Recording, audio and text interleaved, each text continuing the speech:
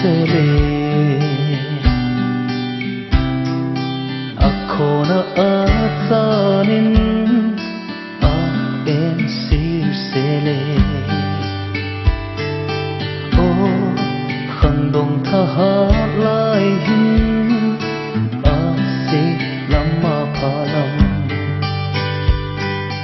a khong sona ani khandong lai hin khu hi tui mei ta bang ve bai hi thing na eng bang in na pulon sita kilit sa pi thei hillo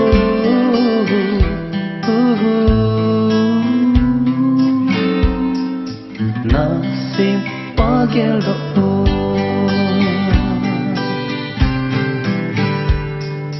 nalung sa na tam ti zong hung nan te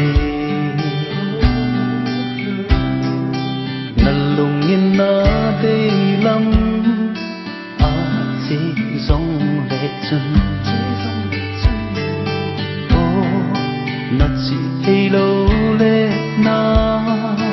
hin kho man da nin a say na a sim ding không đông lai hin khu hi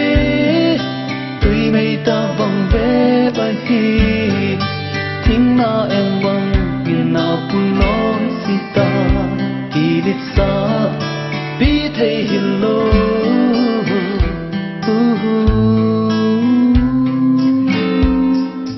na sin pagel do na sin pagel do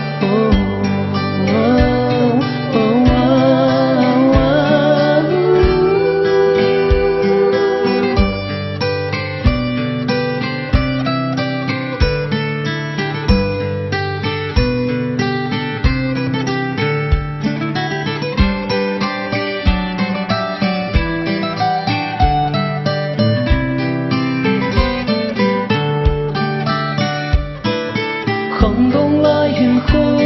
hi tùy mây ta bằng ve bài hi thính na em bằng miền na pun lối gì tha kỳ lịch sa bi thei hillo